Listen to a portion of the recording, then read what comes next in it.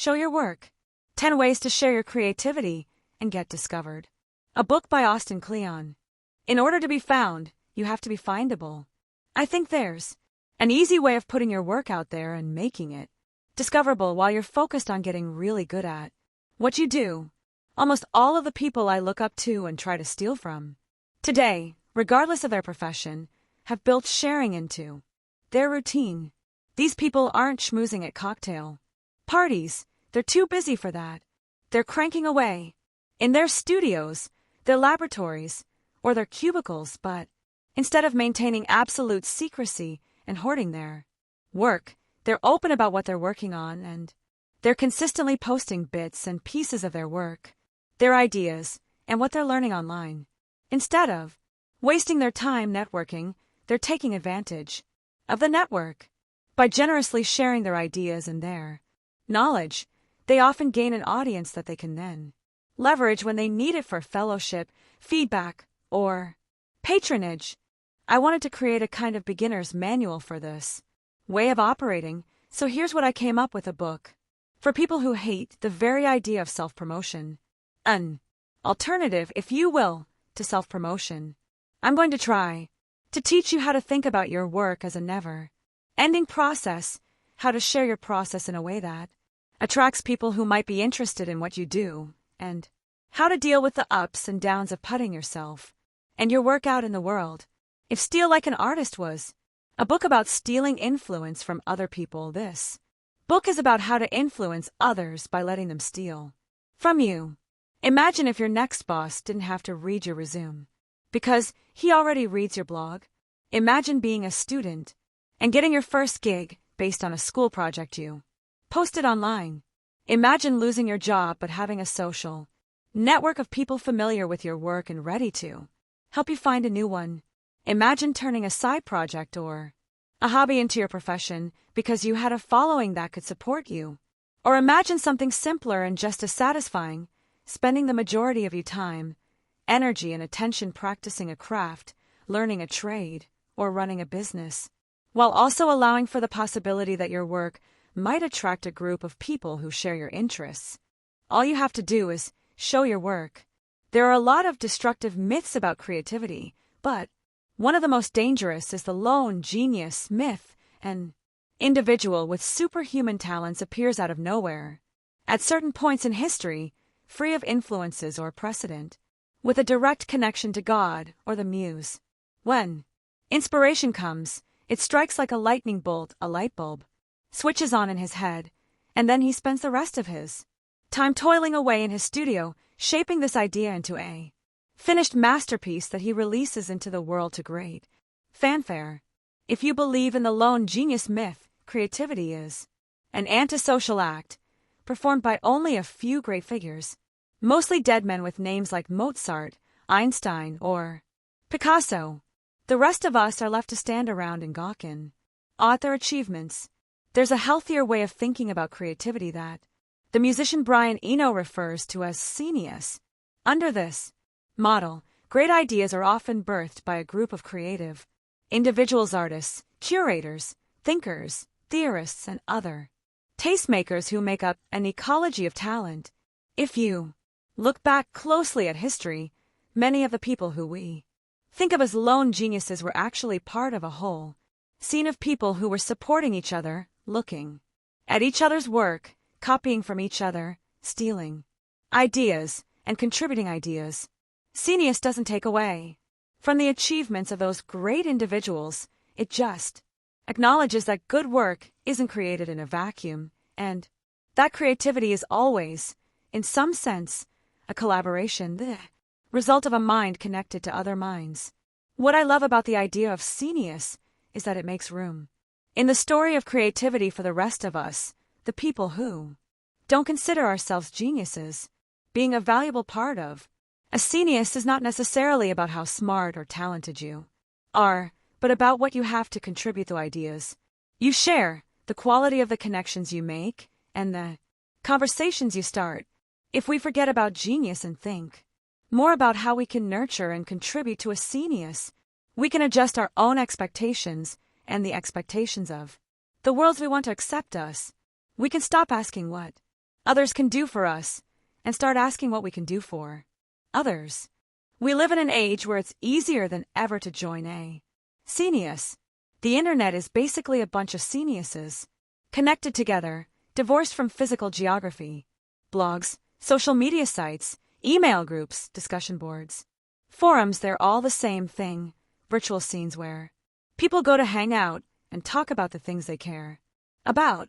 There's no bouncer, no gatekeeper, and no barrier to entering these scenes. You don't have to be rich, you don't have to be famous, and you don't have to have a fancy resume or a degree from an expensive school. Online, everyone, the artist and the curator, the master and the apprentice, the expert and the amateur, has the ability to contribute something. We're all terrified of being revealed as amateurs, but in fact, today it is the amateur, the enthusiast, who pursues her work in the spirit of love. In French, the word means lover, regardless of the potential for fame, money, or career, who often has the advantage over the professional. Because they have little to lose, amateurs are willing to try anything and share the results. They take chances, experiment, and follow their whims.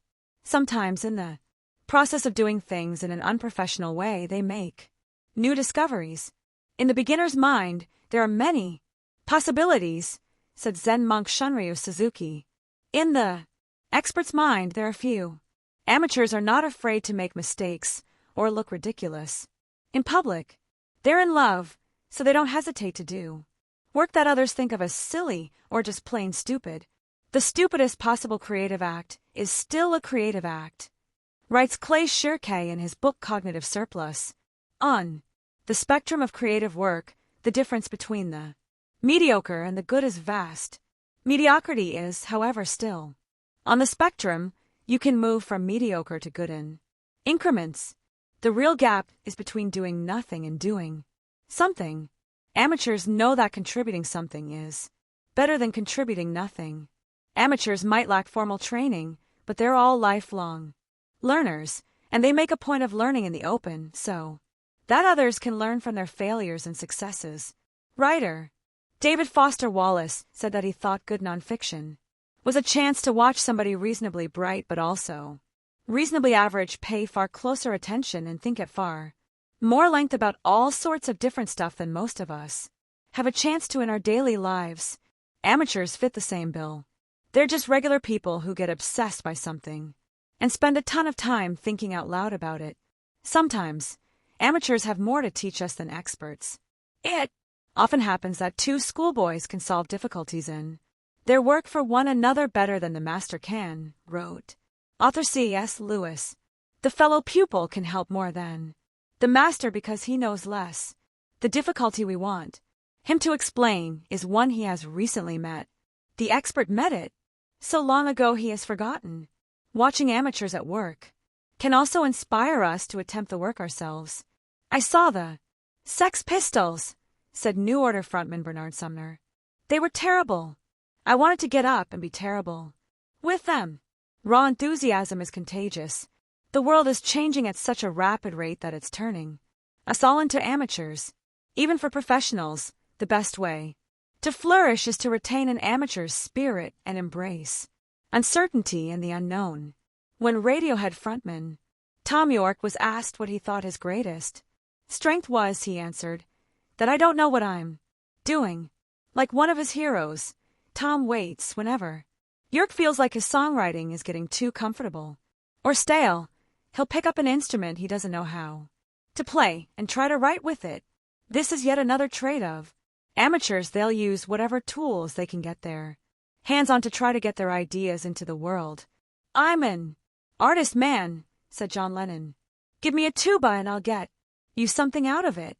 The best way to get started on the path to sharing your work is to think about what you want to learn and make a commitment to learning it in front of others.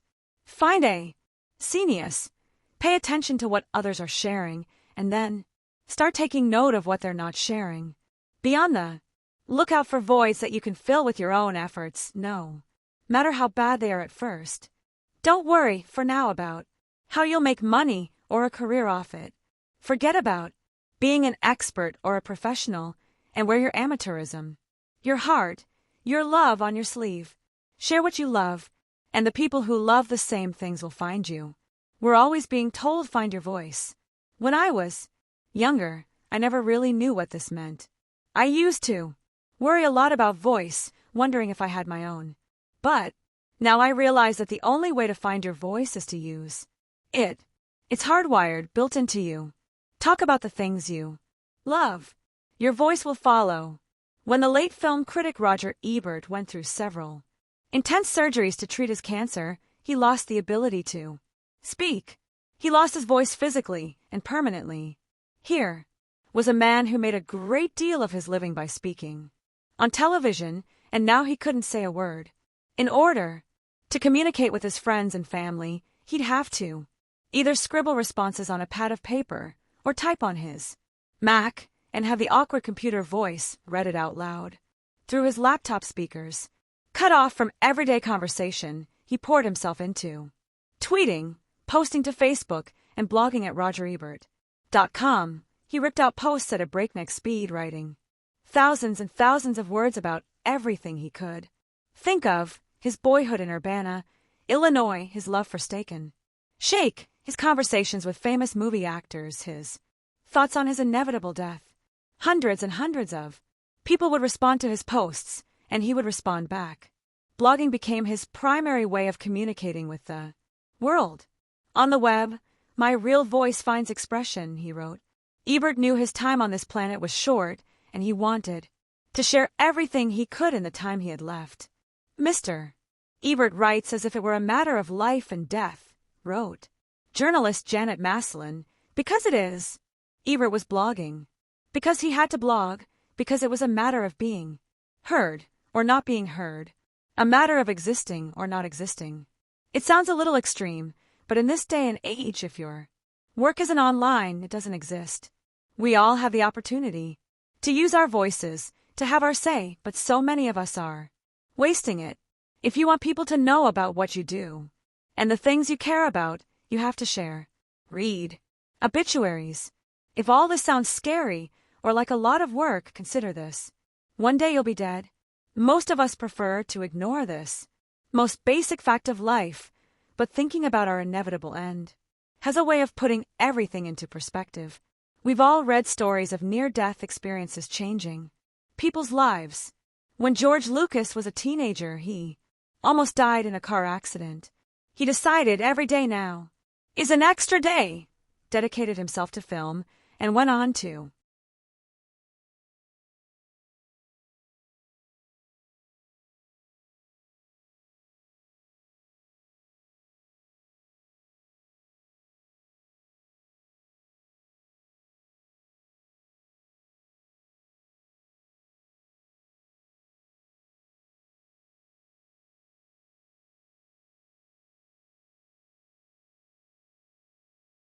direct Star Wars. Wayne Coyne, lead singer of the Flaming Lips, was 16 when he was held up while working at a Long John Silver's. I realized I was going to die, he says. And when that gets into your mind, it utterly changed me. I thought, I'm not going to sit here and wait for things to happen. I will make them happen, and if people think I'm an idiot, I don't care. Tim Kreider, in his book We Learn Nothing, says that getting stabbed in the throat was the best thing to ever happen to him. For a whole year, he was happy and life was good. You'd like to think that nearly getting killed would be a permanently life-altering experience, Kreider writes. But the illumination didn't last. Eventually, he was back to the busy work of living. The writer George Saunders, speaking of his own near-death experience, said, "For 3 or 4 days after that, it was the most beautiful world. To have gotten back in it, you know? And I thought if you could walk around like that all the time, to really have that awareness that it's actually going to end, that's the trick. Unfortunately, I am a coward. As much as I would like the existential euphoria that comes with it, I don't really want a near-death experience. I want to stay safe and stay away from death as much as I can. I certainly don't want to taunt it or court it or invite it any closer than it needs to be.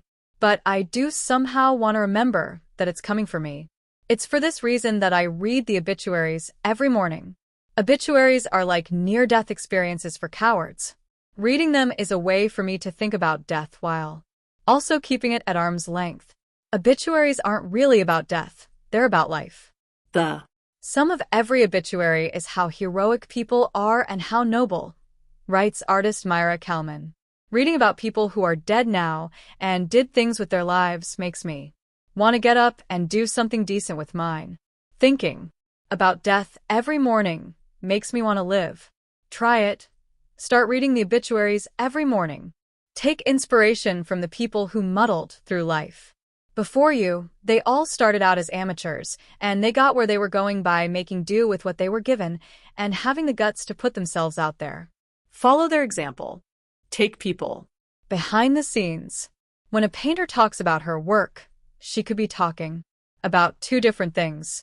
There's the artwork, the finished piece, framed and hung on a gallery wall, and there's the artwork, all the day-to-day stuff that goes on behind the scenes in her studio, looking for inspiration, getting an idea, applying oil to a canvas, etc.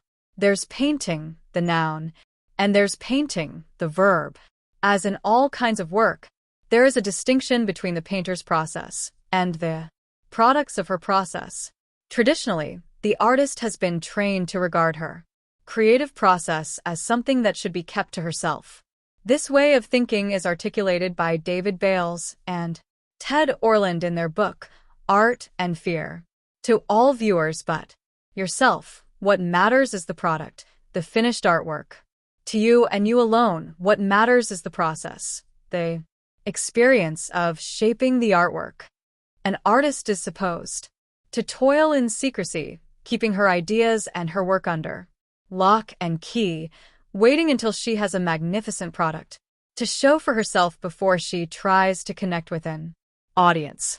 The private details of art making are utterly uninteresting to audiences, write Bales and Orland, because they're almost never visible or even knowable from examining the finished work.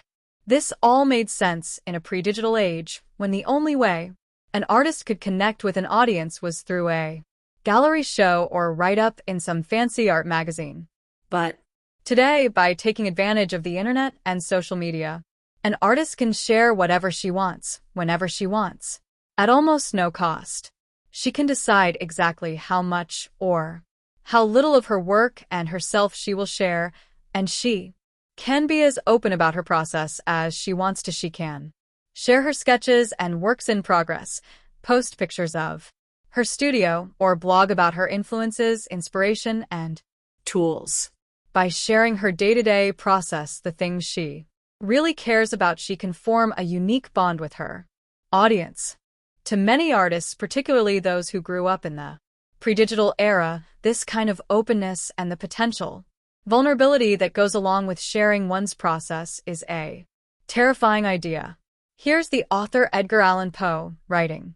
In 1846, most writers, poets in especial, prefer having it understood that they compose by a species of fine frenzy, an ecstatic intuition, and would positively shudder at letting the public take a peep behind the scenes. But human beings are interested in other human beings. And what other human beings do? People really do want to see how the sausage gets made. That's how designers Dan Provost and Tom Gerhardt put it in their book on entrepreneurship. It will be exhilarating. By putting things out there consistently, you can form a relationship with your customers. It allows them to see the person behind the products. Audiences not only want to stumble across great work, but they too long to be creative and part of the creative process. By letting go of our egos and sharing our process, we allow for the possibility of people having an ongoing connection with us and our work, which helps us move more of our product. In order for connection to happen, we have to allow ourselves to be seen, really seen.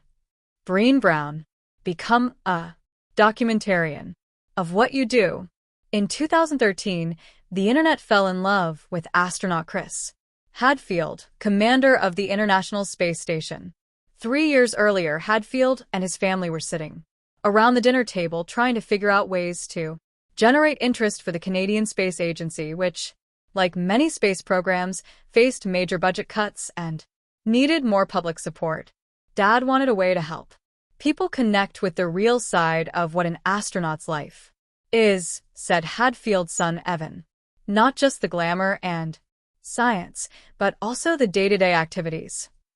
Commander Hadfield wanted to show his work. Things fell into place when his sons explained social media to him and got him set up on Twitter and other social networks. During his next 5-month mission, while performing all his regular astronautical duties, he tweeted, answered questions from his followers, posted pictures he'd taken of Earth, recorded music, and filmed YouTube videos of himself clipping his nails, brushing his teeth, sleeping, and even performing maintenance on the space station. Millions of people ate it all up, including my agent, Ted, who tweeted, "Wouldn't normally watch live video of a couple of guys doing plumbing repair, but it's in space." Now, let's face it, we're not all artists or astronauts. A lot of us go about our work and feel like we have nothing to show for it at the end of the day. But whatever the nature of your work, there is an art to what you do, and there are people who would be interested in that art, if only you presented it to them in the right way. In fact, sharing your process might actually be most valuable if the products of your work aren't easily shared, if you're still in the apprentice stage of your work, if you can't just slap up a portfolio and call it a day, or if your process doesn't necessarily lead to tangible finished products. How can you show your work even when you have nothing to show? The first step is to scoop up the scraps and the residue of your process and shape them into some interesting bit of media that you can share. You have to turn the invisible into something other people can see. You have to make stuff, said journalist David Carr when he was asked if he had any advice for students. No one is going to give a damn about your resume. They want to see what you have made with your own little fingers. Become a documentarian of what you do. Start a work journal, write your thoughts down in a notebook, or speak them into an audio recorder. Keep a scrapbook. Send out a daily dispatch. Overnight success is a myth. Dig into almost every overnight success story, and you'll find about a decade's worth of hard work and perseverance. Building a substantial body of work takes a long time, a lifetime, really, but thankfully, you don't need that time all in one big chunk. So forget about decades, forget about years, and forget about months. Focus on days. The day is the only unit of time that I can really get my head around. Seasons change, weeks are completely human-made, but the day has a rhythm. The sun goes up, the sun goes down. I can handle that.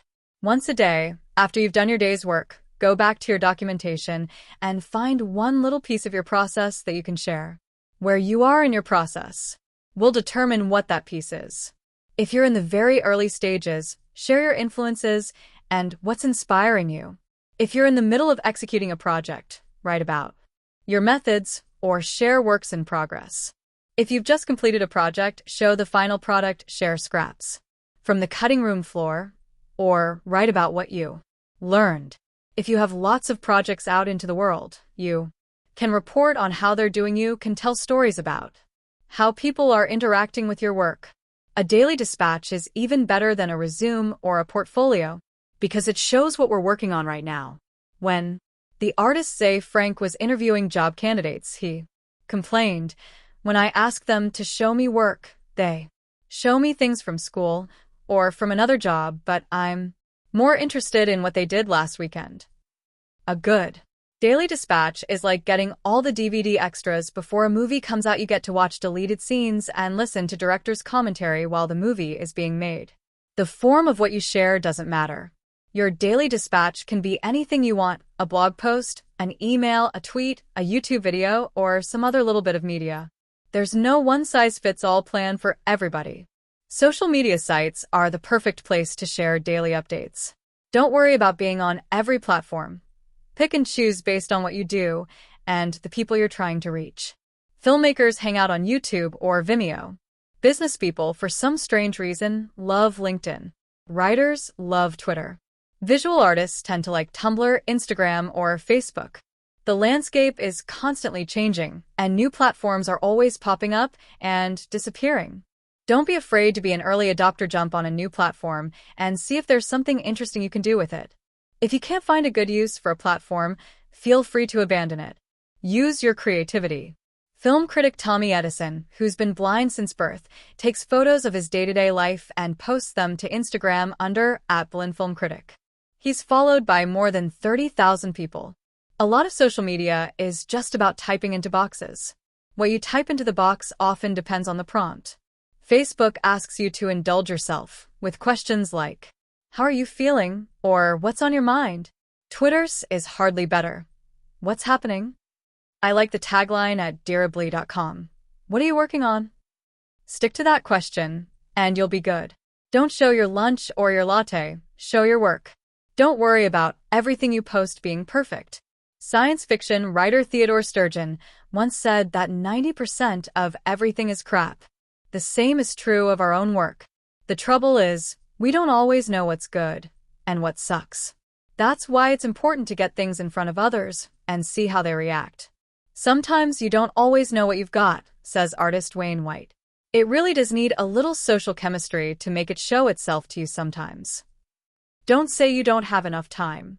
We're all busy, but we all get 24 hours a day. People often ask me, "How do you find the time for all this?" And I answer, I look for it. You find time the same place you find spare change, in the nooks and crannies. You find it in the cracks between the big stuff, your commute, your lunch break, the few hours after your kids go to bed. You might have to miss an episode of your favorite TV show, you might have to miss an hour of sleep, but you can find the time if you look for it. I like to work while the world is sleeping and share while the world is at work. Of course, don't let sharing your work take precedence over actually doing your work. If you're having a hard time balancing the two, just set a timer for 30 minutes.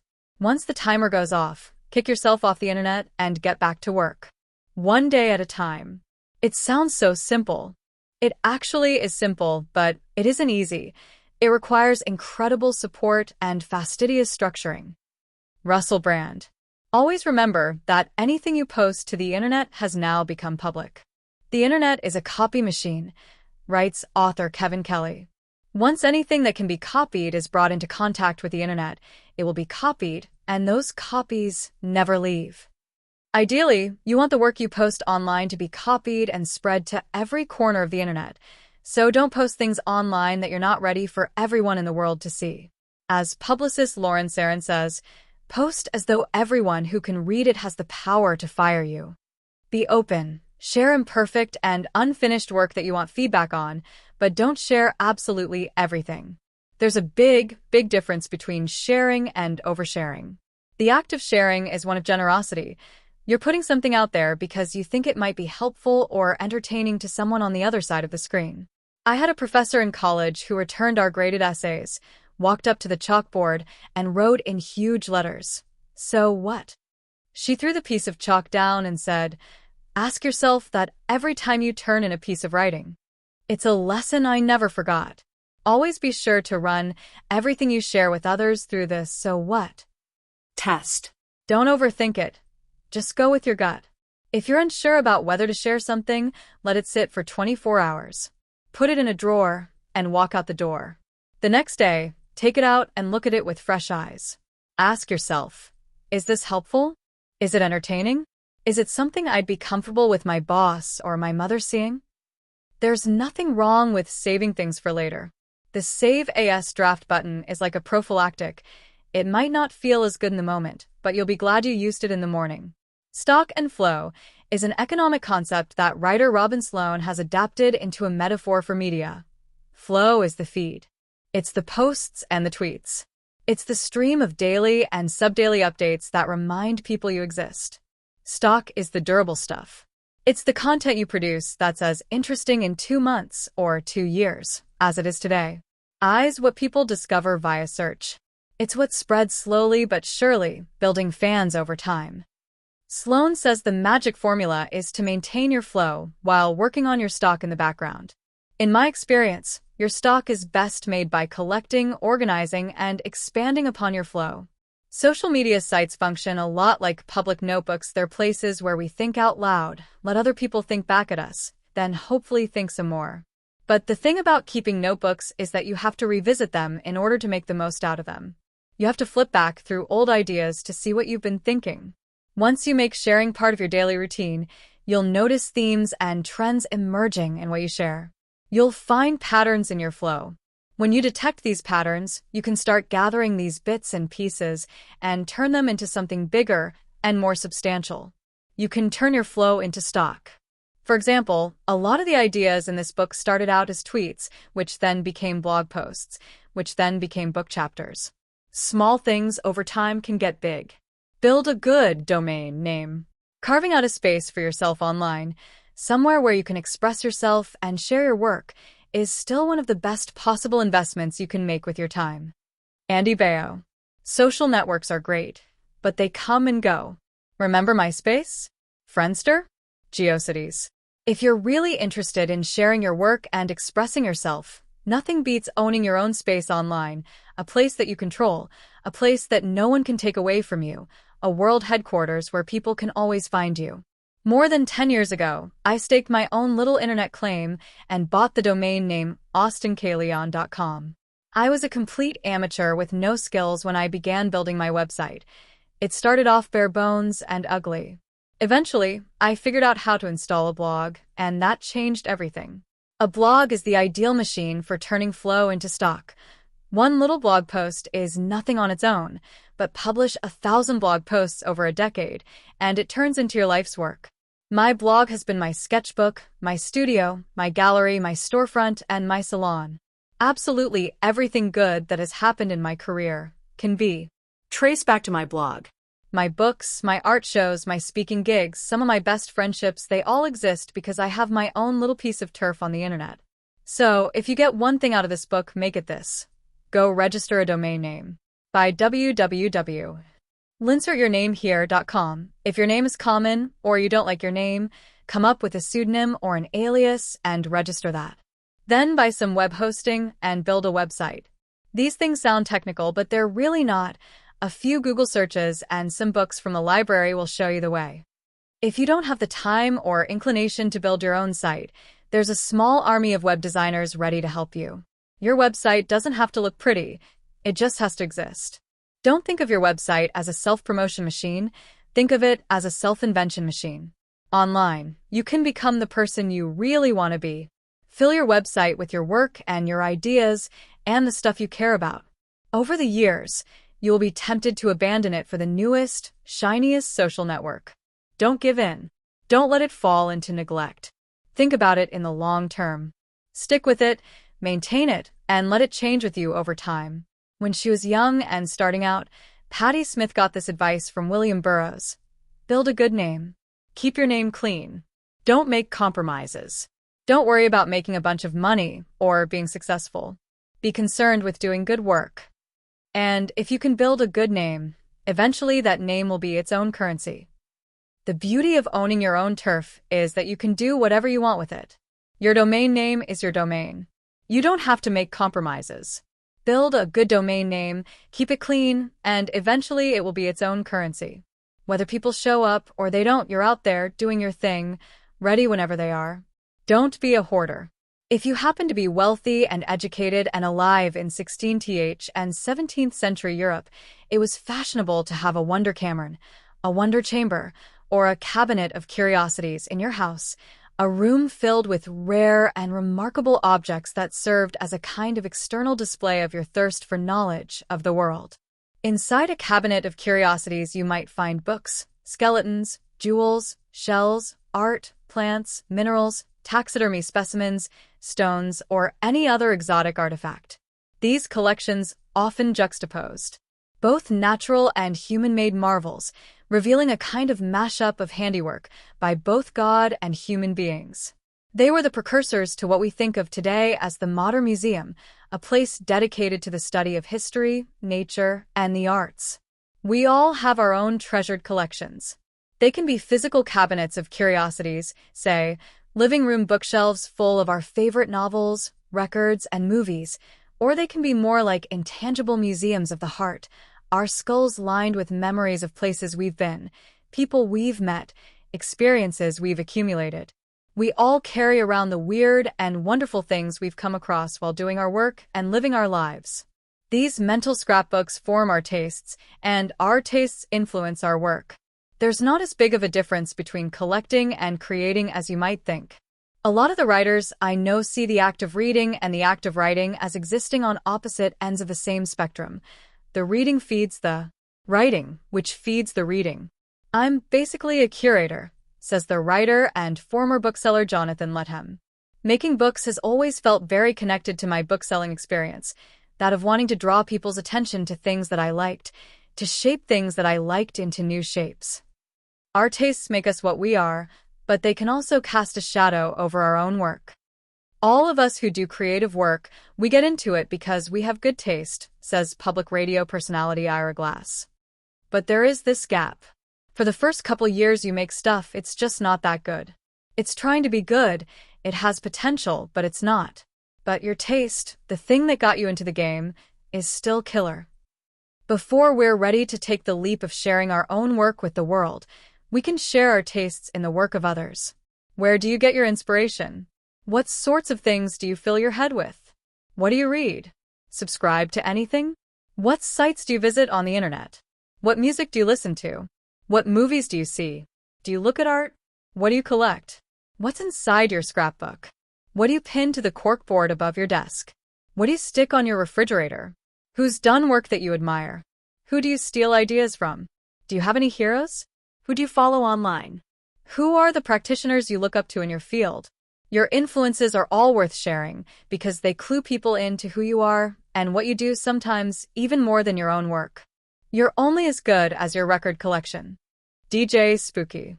About 20 years ago, a trash man in New York City named Nelson Molina started collecting little bits and pieces of art and unique objects that he found discarded along his route.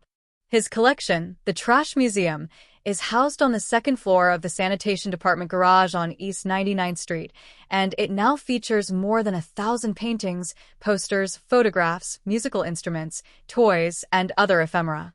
There isn't a big unifying principle to the collection, just what Molina likes. He gets submissions from some of his fellow workers, but he says what goes on the wall and what doesn't. I tell the guys, just bring it in and I'll decide if I can hang it. At some point, Molina painted a sign for the museum that reads "Treasure in the Trash" by Nelson Molina.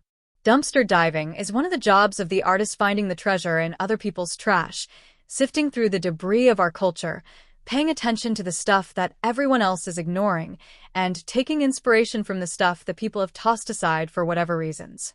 More than 400 years ago, Michel de Montaigne, in his essay on experience, wrote, "In my opinion, the most ordinary things, the most common and familiar, if we could see them in their true light, would turn out to be the grandest miracles and the most marvelous examples. All it takes to uncover hidden gems is a clear eye, an open mind, and a willingness to search for inspiration in places other people aren't willing or able to go. We all love things that other people think are garbage. You have to have the courage to keep loving your garbage, because what makes us unique is the diversity and breadth of our influences, the unique ways in which we mix up the parts of culture others have deemed high and the low. When you find things you genuinely enjoy, don't let anyone else make you feel bad about it. Don't feel guilty about the pleasure you take in the things you enjoy. Celebrate them.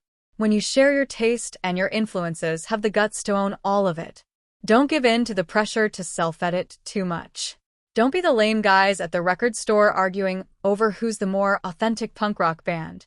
Don't try to be hip or cool. Being open and honest about what you like is the best way to connect with people who like those things too. Do what you do best and link to the rest. Jeff Jarvis.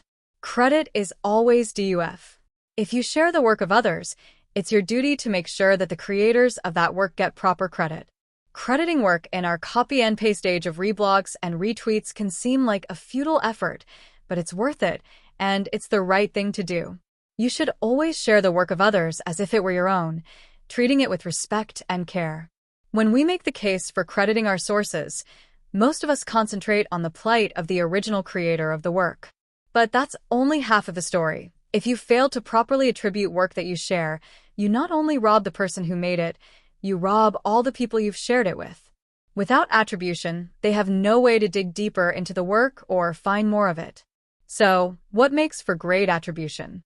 Attribution is all about providing context for what you're sharing, What the work is, who made it, how they made it, when and where it was made, why you're sharing it, why people should care about it, and where people can see some more work like it.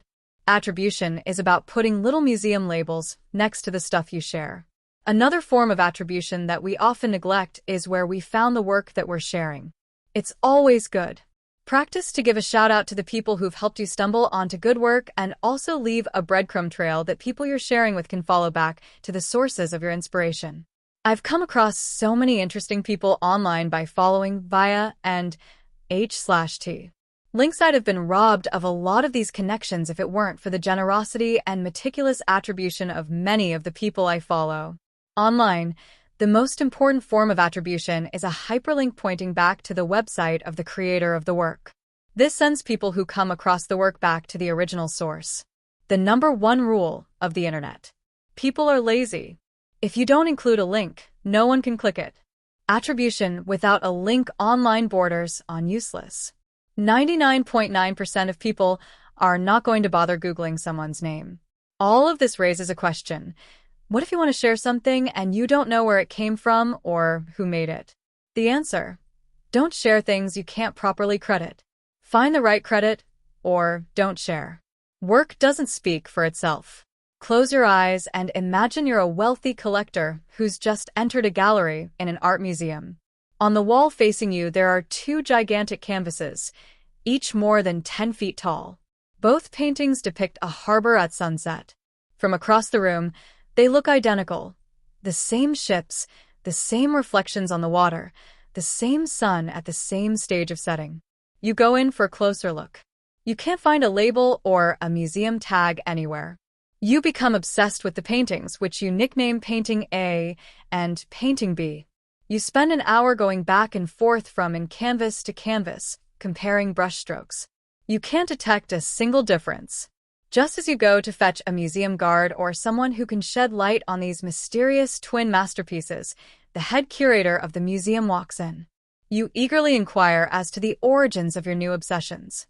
The curator tells you that Painting A was painted in the 17th century by a Dutch master. And what of Painting B, you ask? Ah yes, Painting B, the curator says. That's a forgery. It was copied last week by a graduate student at the local art college. Look up at the paintings. Which canvas looks better now? Which one do you want to take home? Art forgery is a strange phenomenon. You might think that the pleasure you get from a painting depends on its color and its shape and its pattern, says psychology professor Paul Bloom. And if that's right, it shouldn't matter whether it's an original or a forgery. But our brains don't work that way. When shown an object, or given a food, or shown a face, people's assessment of it, how much they like it, how valuable it is deeply affected by what you tell them about it. In their book, Significant Objects, Joshua Glenn and Rob Walker recount an experiment in which they set out to test this hypothesis. Stories are such a powerful driver of emotional value that their effect on any given object's subjective value can actually be measured objectively. First, they went out to thrift stores, flea markets, and yard sales and bought a bunch of insignificant objects for an average of. To fake a photograph, all you have to do is change the caption. To fake a painting, change the attribution. $1.25 an object. Then, they hired a bunch of writers, both famous and not so famous, to invent a story that attributed Errol Morris significance to each object. Finally, they listed each object on eBay, using the invented stories as the object's description and whatever they had originally paid for the object as the auction starting price. By the end of the experiment, they had sold $128.74 worth of trinkets for $83,612.51. Words matter. Artists love to trot out the tired line, "My work speaks for itself." But the truth is, our work doesn't speak for itself. Human beings want to know where things came from, how they were made, and who made them. The stories you tell about the work you do have a huge effect on how people feel, and what they understand about your work, and how people feel, and what they understand about your work affects how they value it. Why should we describe the frustrations and turning points in the lab, or all the hours of groundwork and failed images that precede the final outcomes? Asks artist Rachel Sussman. Because, rarefied exceptions aside, Our audience is a human one, and humans want to connect. Personal stories can make the complex more tangible, spark associations, and offer entry into things that might otherwise leave one cold. Your work doesn't exist in a vacuum. Whether you realize it or not, you're already telling a story about your work. Every email you send, every text, every conversation, every blog comment, every tweet, every photo, every video, they're all bits and pieces of a multimedia narrative you're constantly constructing. If you want to be more effective when sharing yourself and your work, you need to become a better storyteller. You need to know what a good story is and how to tell one. The cat sat on a mat is not a story.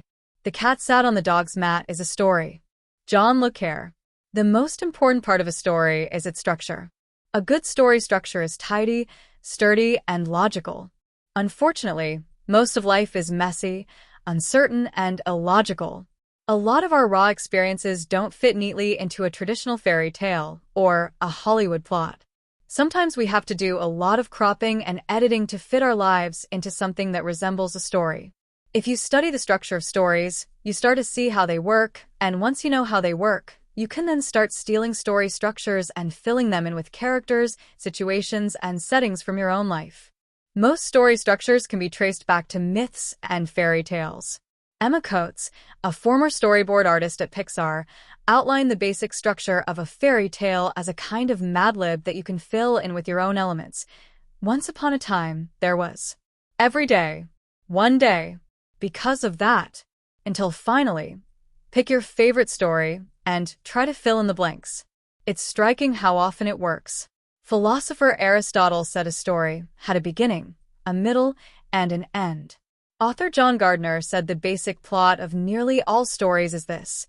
A character wants something, goes after it despite opposition, perhaps including his own doubts, and so arrives at a win, lose, or draw. I like Gardner's plot formula because it's also the shape of most creative work. You get a great idea, you go through the hard work of executing the idea, and then you release the idea out into the world, coming to a win, lose, or draw.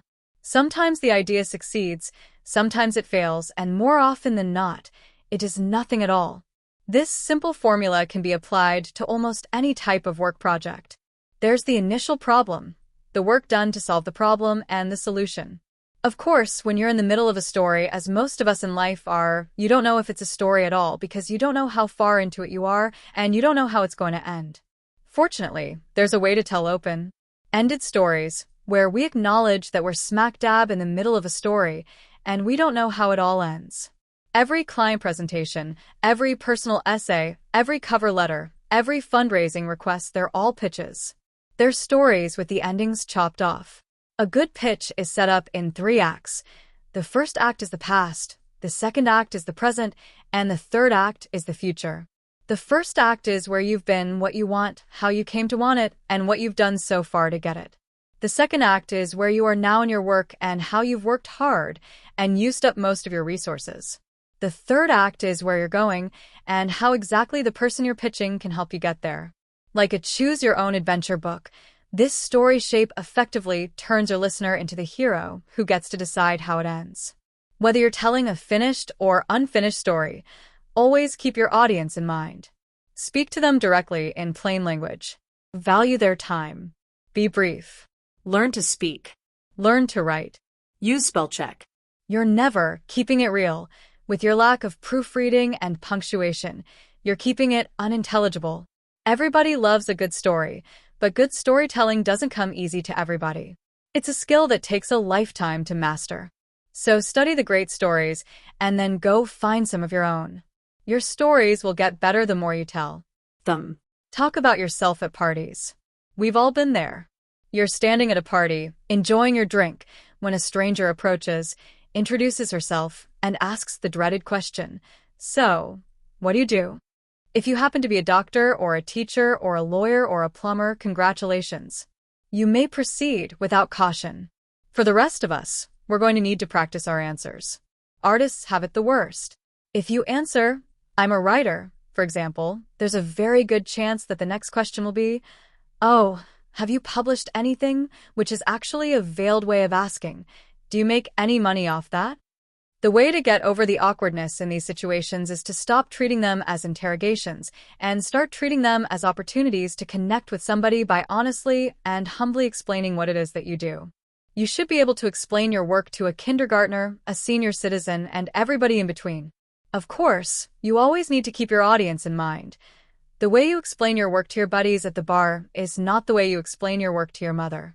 Just because you're trying to tell a good story about yourself doesn't mean you're inventing fiction. Stick to nonfiction. Tell the truth and tell it with dignity and self-respect. If you're a student, say you're a student. If you work a day job, Say you work a day job. for years, I said, by day I'm a web designer, and by night I write poetry. If you have a weird, hybrid job, say something like, I'm a writer who draws. I stole that bio from the cartoonist Saul Steinberg. If you're unemployed, say so, and mention what kind of work you're looking for. If you're employed but you don't feel good about your job title, ask yourself why that is. Maybe you're in the wrong line of work, or maybe you're not doing the work you're supposed to be doing. There were many years where answering, "I'm a writer," felt wrong because I wasn't actually writing. Remember what the author George Orwell wrote: autobiography is only to be trusted when it reveals something disgraceful. Have empathy for your audience. Anticipate blank stares. Be ready for more questions. Answer patiently and politely. All the same principles apply when you start writing your bio. Bios are not the place to practice your creativity. We all like to think we're more complex than a two-sentence explanation, but a two-sentence explanation is usually what the world wants from us. Keep it short and sweet. Strike all the adjectives from your bio. If you take photos, you're not an aspiring photographer, and you're not an amazing photographer either.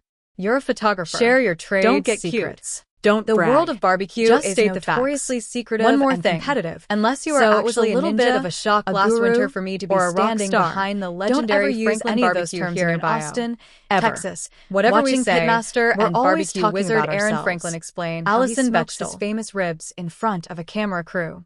My friend Sarah Robertson, a producer at the local PBS station KLRU, had invited me to watch a taping of Barbecue with Franklin, a crowd-funded YouTube series designed to take viewers through every step of the barbecue process. In the series, Franklin explains how to modify an off-the-shelf smoker, how to select the right wood, how to build a fire, how to select a cut of meat, what temperature to smoke the meat at, and how to slice up the finished product. I started eating at Franklin Barbecue in 2010 when it was served out of a trailer off Interstate 35. In only 3 years, Franklin has become one of the most famous barbecue joints in the world. Bon Appetit called it the best barbecue in Texas, if not America. 6 days a week, rain or 100-degree sunshine, there's a line that goes around the block. And each one of those days, they sell out of meat. If ever it seemed like there was a business that would be intent to keep its secrets to itself, it would be this one. When I got to talk to Aaron and his wife, Stacy, during a break in filming, they explained that the technique of barbecue is actually very simple, but it takes years and years to master. There's an intuition that you only gain through the repetition of practice. Aaron told me that he trains all his employees the same way, but when he cuts into a brisket, he can tell you exactly who did the smoking. Teaching doesn't mean instant competition. Just because you know the master's technique doesn't mean you're going to be able to emulate it right away.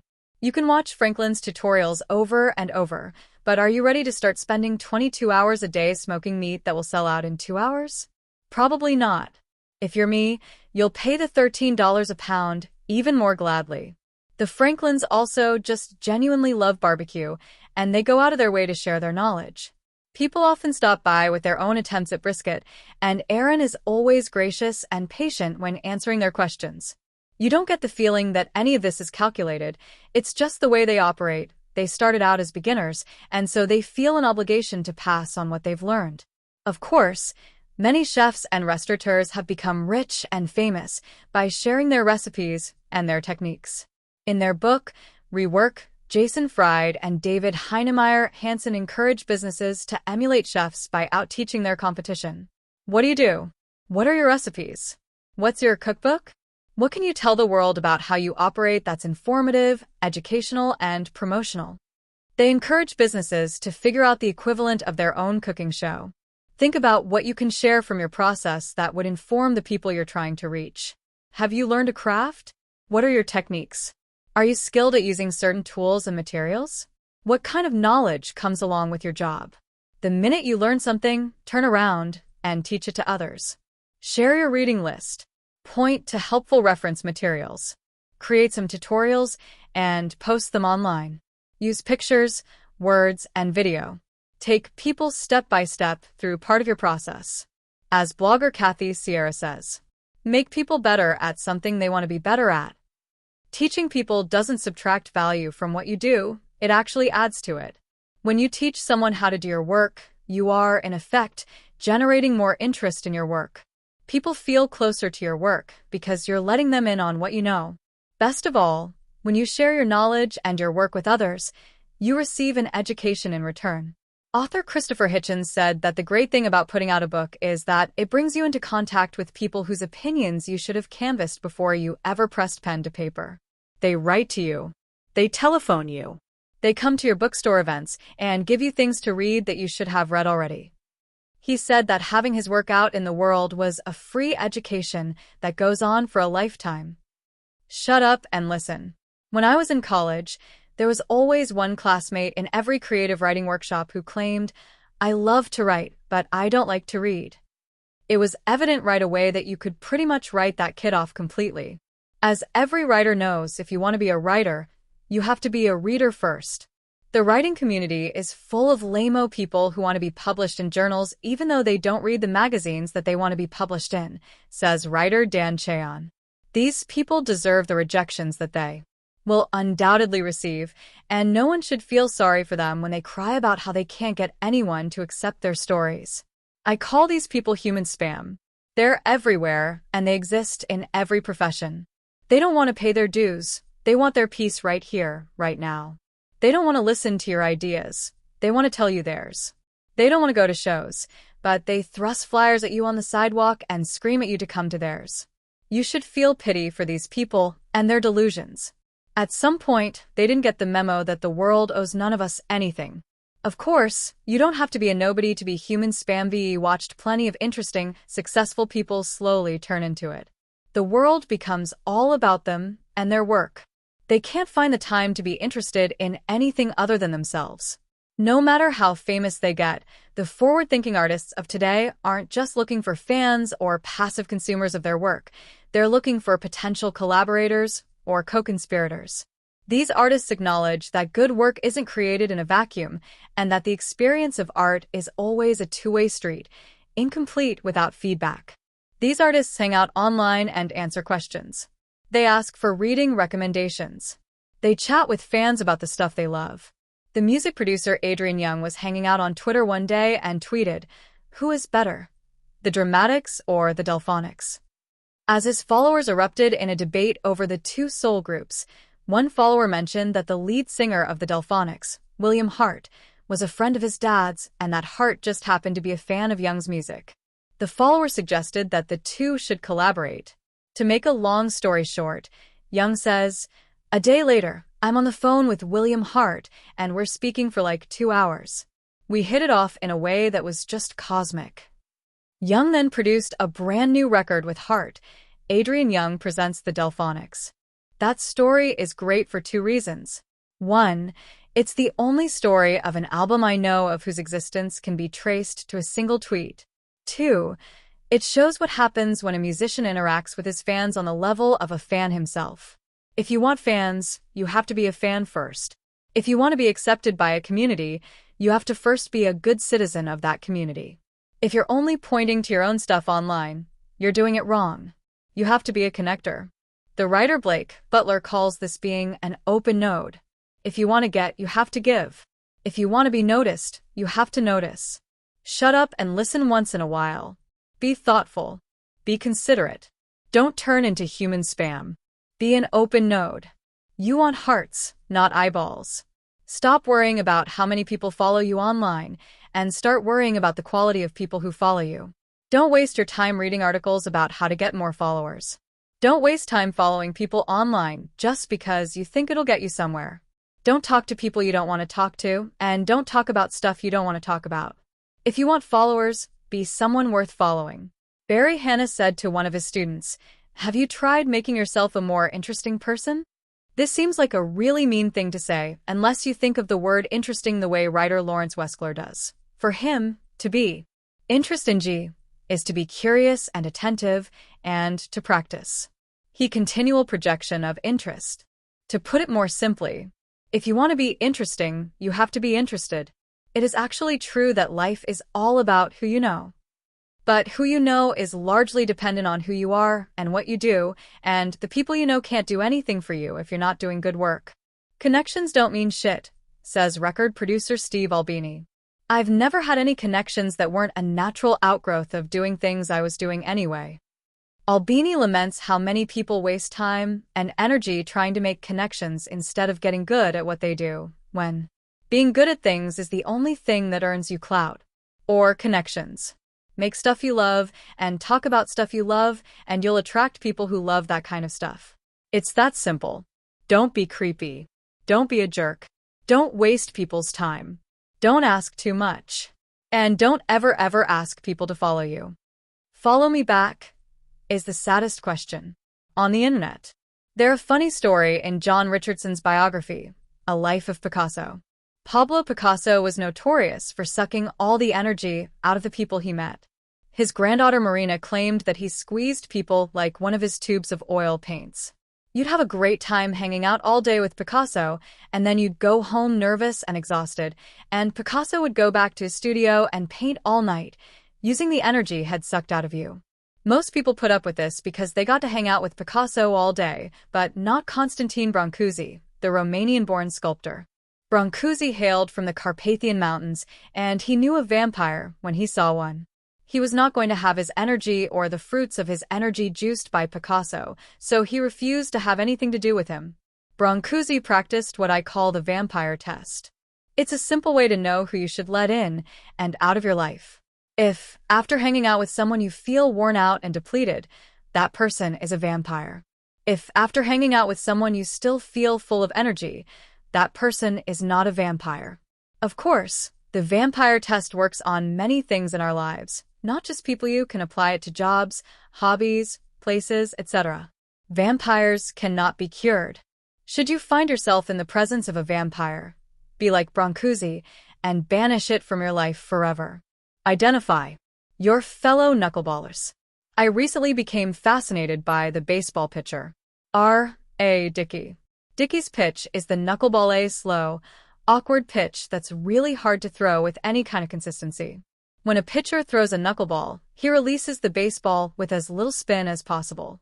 The air current moves against the baseball's seams, and it makes the baseball move really strangely. Once a good knuckleball is thrown, it's equally unpredictable to the batter, the catcher, and the pitcher who threw it. Sounds a lot like the creative process, huh? Knuckleball pitchers are basically the ugly ducklings of baseball. Because there are so few of them, they actually form a kind of brotherhood, and they often get together and share tips with one another. Dickey writes about how rare this is in his memoir, Wherever I Wind Up. There's no chance that an opposing pitcher, no matter how nice a guy, is going to invite me to watch how he grips and throws his split-fingered fastball or slider. Those are state secrets. With his fellow knuckleballers, however, things are different. Knuckleballers don't keep secrets. It's as if we have a greater mission beyond our own fortunes. And that mission is to pass it on, to keep the pitch alive. As you put yourself and your work out there, you will run into your fellow knuckleballers. These are your real peers, the people who share your obsessions, the people who share a similar mission to your own, the people with whom you share a mutual respect. There will only be a handful or so of them, but they're so important. Do what you can to nurture your relationships with these people.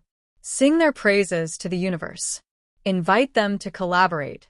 Show them work before you show anybody else. Call them on the phone and share your secrets. Keep them as close as you can. It's all about paying attention. Attention is vitality. It connects you with others. Susan Sontag. It freaks me out a little bit how many of my very favorite people in the world came into my life as ones and zeros. I love meeting my online friends, IRL. IRL equals in real life. There's never any small talk, We know all about one another and what one another does. We can just sip beer or some other social lubricant and talk about big ideas. There's been a few times that I've asked people what they think the best thing about being online is, and they'll point around the table and say, "What we're doing here." I love the phenomenon of meetups, an online community throwing a party at a bar or a restaurant and inviting everybody to show up at a certain place and time. There's a lot of these kinds of events in Austin, and I'm sure there's a bunch in your town, too. If there aren't any, set one up. They're a lot less stressful than traditional forms of networking because you already know a lot of the people who show up and you've seen their work. Of course, a meetup doesn't have to comprise a huge group of people. If you've been friends for a while with somebody online and you live in the same town, ask them if they want to grab a coffee. If you want to go all out, offer to buy them lunch. If you're traveling, let your online friends know you're going to be in town. I like asking my artist friends to take me to their favorite art museums and asking my writer friends to take me to their favorite bookstore. If we get sick of talking to one another, we can browse, and if we get sick of browsing, we can grab a coffee in the cafe. Meeting people online is awesome, but turning them into IRL friends is even better. Let them take their best shot. Designer Mike Montero says that the most valuable skill he picked up in art school was learning how to take a punch. He and his fellow classmates were absolutely brutal during critiques. We were basically trying to see if we could get each other to drop out of school. Those vicious critiques taught him not to take criticism personally. When you put your work out into the world, you have to be ready for the good, the bad, and the ugly. The more people come across your work, the more criticism you'll face. Here's how to take punches. Relax and breathe. The trouble with imaginative people is that we're good at picturing the worst that could happen to us. Fear is often just the imagination taking a wrong turn. Bad criticism is not the end of the world. As far as I know, no one has ever died from a bad review. Take a deep breath and accept whatever comes. Consider practicing meditation. It works for me. Strengthen your neck. The way to be able to take a punch is to practice getting hit a lot. Put out a lot of work. Let people take their best shot at it. Then make even more work and keep putting it out there. The more criticism you take, the more you realize it can't hurt you. Roll with the punches. Keep moving. Every piece of criticism is an opportunity for new work. You can't control what sort of criticism you receive, but you can control how you react to it. Sometimes when people hate something about your work, it's fun to push that element even further. To make something they'd hate even more. Having your work hated by certain people is a badge of honor. Protect your vulnerable areas. If you have work that is too sensitive or too close to you to be exposed to criticism, keep it hidden. But remember what writer Colin Marshall says, compulsive avoidance of embarrassment is a form of suicide. If you spend your life avoiding vulnerability, you and your work will never truly connect with other people. Keep your balance. You have to remember that your work is something you do, not who you are. This is especially hard for artists to accept, as so much of what they do is personal. Keep close to your family, friends, and the people who love you for you, not just the work. Don't feed the trolls. The first step in evaluating feedback is sizing up who it came from. You want feedback from people who care about you and what you do. Be extra wary of feedback from anybody who falls outside of that circle. A troll is a person who isn't interested in improving your work, only provoking you with hateful, aggressive, or upsetting talk. You will gain nothing by engaging with these people. Don't feed them, and they'll usually go away. Trolls can come out of nowhere and pop up in unexpected places. Right after my son was born, this woman, presumably a follower if not a fan, got on Twitter and sent me half a dozen tweets about how she just knew my book Steal Like an Artist was written by somebody without kids, and just you wait, mister. She then proceeded to quote passages from the book, followed by little ejaculations like, "Huh. Try that when you're up at 3 a.m. with a crying baby." Now, I have been on the internet a long time. I get a lot of emails from people who are, as far as I can tell, sad, awful, or completely insane. I have a pretty good mental firewall that filters what I let get to me. This woman got to me. Because, of course, the worst troll is the one that lives in your head. It's the voice that tells you you're not good enough, that you suck, and that you'll never amount to anything. It's the voice that told me I'd never write another good word after becoming a father. It is one thing to have the troll in your brain, it is another thing to have a stranger hold a megaphone up to it and let it shout. Do you have a troll problem? Use the block button on social media sites. Delete nasty comments. My wife is fond of saying, if someone took a dump in your living room, you wouldn't let it sit there, would you? Nasty comments are the same. They should be scooped up and thrown in the trash. At some point, you might consider turning off comments completely. Having a form for comments is the same as inviting comments. There's never a space under paintings in a gallery where someone writes their opinion, says cartoonist Natalie D. When you get to the end of a book, you don't have to see what everyone else thought of it. Let people contact you directly, or let them copy your work over to their own spaces and talk about it all they want. Even the Renaissance had to be funded. People need to eat and pay the rent. An amateur is an artist who supports himself with outside jobs which enable him to paint, said artist Ben Sean. A professional is someone whose wife works to enable him to paint. Whether an artist makes money off his work or not, money has to come from somewhere, be it a day job, a wealthy spouse, a trust fund, an arts grant, or a patron. We all have to get over our starving artist romanticism and the idea that touching money inherently corrupts creativity. Some of our most meaningful and most cherished cultural artifacts were made for money. Michelangelo painted the Sistine Chapel ceiling because the Pope commissioned him. Mario Puzo wrote The Godfather to make money. He was 45 years old, tired of being an artist, and owed $20,000 to sordid relatives, banks, bookmakers, and Shylocks. Paul McCartney has said that he and John Lennon used to sit down before a Beatles songwriting session and say, "Now let's write a swimming pool." Everybody says they want artists to make money, and then when they do, everybody hates them for it. The word sellout is spit out by the bitterest, smallest parts of ourselves. Don't be one of those horrible fans who stops listening to your favorite band just because they have a hit single. Don't write off your friends because they've had a little bit of success. Don't be jealous when the people you like do well. Celebrate their victory as if it's your own. When an audience starts gathering for the work that you're freely putting into the world, you might eventually want to take the leap of turning them into patrons. The easiest way to do this is to simply ask for donations. Put a little virtual tip jar or a Donate Now button on your website. These links do well with a little bit of human copy, such as like this: buy me a coffee. This is a very simple transaction, which is the equivalent of a band passing a hat during a gig. If people are digging what you do, they'll throw a few bucks your way. If you have work you want to attempt that requires some upfront capital, platforms like Kickstarter and Indiegogo make it easy to run fundraising campaigns with tiered rewards for donors. It's important to note that these platforms work best when you've already gathered a group of people who are into what you do. The musician Amanda Palmer has had wild success turning her audience into patrons. After showing her work, sharing her music freely, and cultivating relationships with her fans, she asked for $100,000 from them to help record her next album. They gave her more than $1 million. There are certainly some strings attached to crowdfunding. When people become patrons, they feel, not altogether wrongly, that they should have some say in how their money is being used. It's partly for this reason that my business model is still pretty old-fashioned. I make something and sell it for money. Instead of having a Donate Now button on my website, I have Buy Now and Hire Me buttons. But even though I operate more like a traditional salesman, I do use some of the same tactics as crowdfunders. I try to be open about my process, connect with my audience, and ask them to support me by buying the things I'm selling. Beware of selling the things that you love. When people are asked to get out their wallets, you find out how much they really value what you do. My friend John T. Unger tells this terrific story from his days as a street poet. He would do a poetry reading, and afterwards some guy would come up to him and say, "Your poem changed my life, man." And John would say, "Oh, thanks. Want to buy a book? It's $5.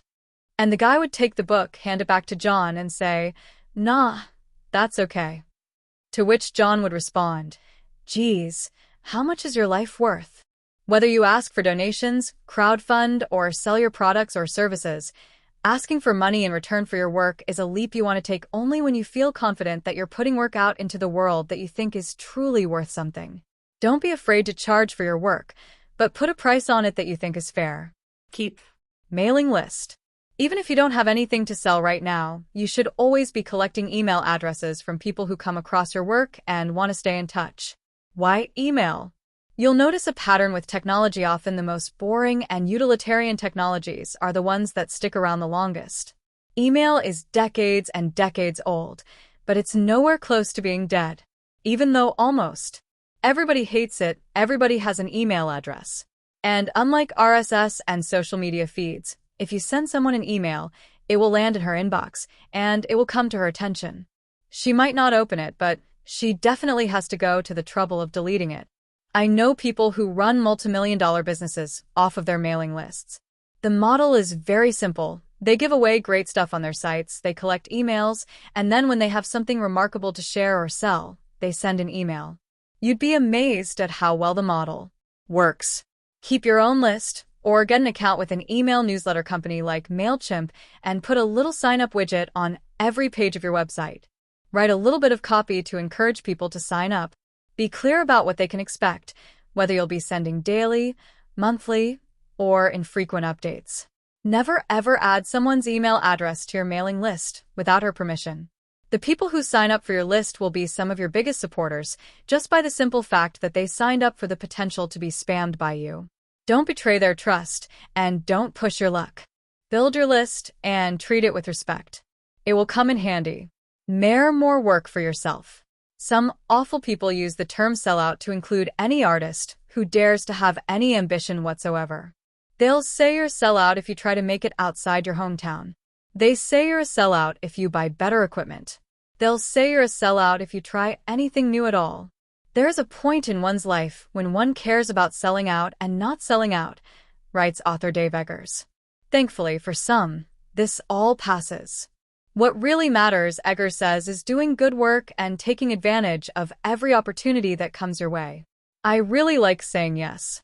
I like new things, projects, plans, getting people together and doing something, trying something, even when it's corny or stupid. The people who holler sell out are all hollering no. They're the people who don't want things to ever change. Yet a life of creativity is all about change, moving forward, taking chances, exploring new frontiers. The real risk is in not changing, said saxophonist John Coltrane. I have to feel that I'm after something. If I make money, fine. But I'd rather be striving. It's the striving, man. It's that I want. Be ambitious. Keep yourself busy. Think bigger. Expand your audience. Don't hobble yourself in the name of keeping it real or not selling out. Try new things. If an opportunity comes along that will allow you to do more of the kind of work you want to do, say yes. If an opportunity comes along that would mean more money, but less of the kind of work you want to do, say no. Pay it forward. When you have success, it's important to use any dough, clout, or platform you've acquired to help along the work of the people who've helped you get to where you are. Extol your teachers, your mentors, your heroes, your influences, your peers, and your fans. Give them a chance to share their own work. Throw opportunities their way. There's a caveat to all this. As a human being, you have a finite amount of time and attention. At some point, you have to switch from saying yes a lot to saying no a lot. The biggest problem of success is that the world conspires to stop you doing the thing that you do because you are successful, writes author Neil Gaiman. There was a day when I looked up and realized that I had become someone who professionally replied to email and who wrote as a hobby. I started answering fewer emails and was relieved to find I was writing much more. I find myself in the weird position now where I get way more email from people than I could ever answer and still do everything I need to do. The way I get over my guilt about not answering email is to hold office hours. Once a month, I make myself available so that anybody can ask me anything on my website, and I try to give thoughtful answers that I then post so anyone can see. You just have to be as generous as you can, but selfish enough to get your work done. Don't quit your show.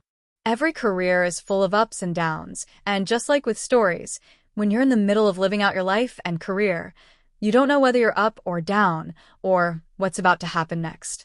If you want a happy ending, actor Orson Welles wrote, that depends, of course, on where you stop your story. Author F. Scott Fitzgerald wrote, there are no second acts in American life. But if you look around, you'll notice that not only are there second acts, there are third, fourth, and even fifth ones. If you're reading the obituaries every morning, by now you already know this. The people who get what they're after are very often the ones who just stick around long enough. It's very important not to quit prematurely. The comedian Dave Chappelle was doing a stand-up gig in Dallas not long ago, and he started joking about walking away from his lucrative deal with Comedy Central for his program, Chapel Show. He said he was asked to come to a high school class and give some advice. "I guess, whatever you do, don't quit your show," he said.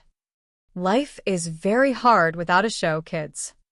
In our business, you don't quit, says comedian Joan Rivers. You're holding on to the ladder. When they cut off your hands, hold on with your elbow. When they cut off your arms, hold on with your teeth. You don't quit because you don't know where the next job is coming from.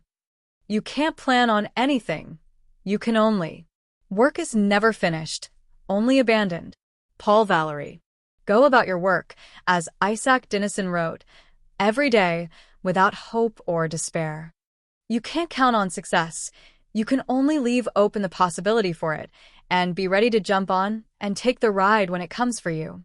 One time, my coworker John Crosslin and I came back from our lunch break, and our building's parking lot was completely full. We circled the sweltering lot with a few other cars for what seemed like ages, and just when we were about to give up, a spot opened and John pulled right in. As he shut off the car, he said, "You gotta play till the 9th inning, man." Good advice for both the parking lot and life in general. Chain smoke. A few years ago, there was a reality TV show on Bravo called Work of Art, where every week artists competed against one another for some cash and a chance at landing a museum show. If you won the week's challenge, you were granted immunity for the next round, and you could breathe a little easier for the next week. The host would say something like, "Congratulations, Austin. You've created a work of art. You have immunity for the next challenge." If only life were like reality TV. As every author knows, your last book isn't going to write your next one for you. A successful or failed project is no guarantee of another success or failure. Whether you've just won big or lost big, you still have to face the question, what's next? If you look to artists who've managed to achieve lifelong careers, you detect the same pattern. They all have been able to persevere, regardless of success or failure. Singer-slash-songwriter Joni Mitchell said that whatever she felt was the weak link in her last project gave her inspiration for the next. Bob Pollard, the lead singer and songwriter for Guided by Voices, says he never gets writer's block because he never stops writing. Author Ernest Hemingway would stop in the middle of a sentence at the end of his day's work, so he knew where to start in the morning. If Anthony Trollope finished a novel in the middle of his daily 3-hour writing session, he'd begin writing a new one until his time was up. Add all this together, and you get a way of working I call chain smoking. You avoid stalling out in your career by never losing momentum. Here's how you do it. Instead of taking a break in between projects, waiting for feedback, and worrying about what's next, use the end of one project to light up the next one. Just do the work that's in front of you, and when it's finished, ask yourself what you missed, what you could have done better, or what you couldn't get to, and jump right into the next project. We work because it's a chain reaction. Each subject leads to the next.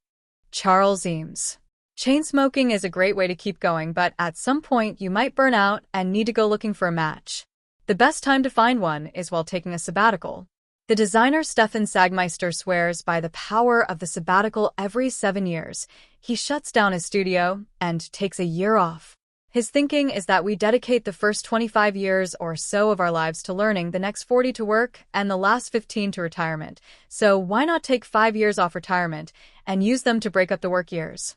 He says the sabbatical has turned out to be invaluable to his work. Everything that we designed in the 7 years following the first sabbatical had its roots in thinking done during that sabbatical. I, too, have experienced this phenomenon. I spent my first 2 years out of college working a non-demanding part-time job in a library, doing nothing but reading and writing and drawing. I'd say I've spent the years since executing a lot of the ideas I had during that period. Now I'm hitting my 7-year itch, and I find myself needing another period to recharge and get inspired again. Of course, a sabbatical isn't something you can pull off without any preparation. Sagmeister says his first sabbatical took 2 years of planning and budgeting, and his clients were warned a full year in advance. And the reality is that most of us just don't have the flexibility in our lives to be able to walk away from our work for a full year. Thankfully, we can all take practical sabbaticals, daily, weekly, or monthly breaks where we walk away from our work completely. Writer Gina Trapani has pointed out 3 prime spots to turn off our brains and take a break from our connected lives. Commute. A moving train or subway car is the perfect time to write, doodle, read, or just stare out the window. If you commute by car, audiobooks are a great way to safely tune out. A commute happens twice a day, and it nicely separates our work life from our home life. Exercise. Using our body relaxes our mind, and when our mind gets relaxed, it opens up to having new thoughts. Jump on the treadmill and let your mind go. If you're like me and you hate exercise, get a dog. Dogs won't let you get away with missing a day. Nature. Go to a park. Take a hike. Dig in your garden. Get outside in the fresh air. Disconnect from anything and everything electronic. It's very important to separate your work from the rest of your life. As my wife said to me, if you never go to work, you never get to leave work. When you feel like you've learned whatever there is to learn from what you're doing, it's time to change course and find something new to learn so that you can move forward. You can't be content with mastery. You have to push yourself to become a student again. Anyone who isn't embarrassed of who they were last year probably isn't learning enough, writes author Alanda Button. The minute comedian George Carlin finished recording one of his HBO stand-up specials, he'd throw out all his old jokes and start from scratch on a new hour of material for the next special. He did this year after year. An artist has an obligation to be en route, to be going somewhere, he said. There's a journey involved. It keeps you trying to be fresh, trying to be new, trying to call on yourself a little more. Carlin learned that when you get rid of old material, you push yourself further and come up with something better. When you throw out old work, what you're really doing is making room for new work. You have to have the courage to get rid of work and rethink things completely. I need to sort of tear down everything I've done and rebuild from scratch, said director Steven Soderbergh about his upcoming retirement from making films. Not because I've figured everything out, I've just figured out what I can't figure out, and I need to tear it down and start over again. The thing is, you never really start over. You don't lose all the work that's come before. Even if you try to toss it aside, the lessons that you've learned from it will seep into what you do next. So don't think of it as starting over. Think of it as beginning again. Go back to chapter 1 literally, and become an amateur. Look for something new to learn, and when you find it, dedicate yourself to learning it out in the open. Document your progress and share as you go so that others can learn along with you. Show your work, and when the right people show up, pay close attention to them because they'll have a lot to show you.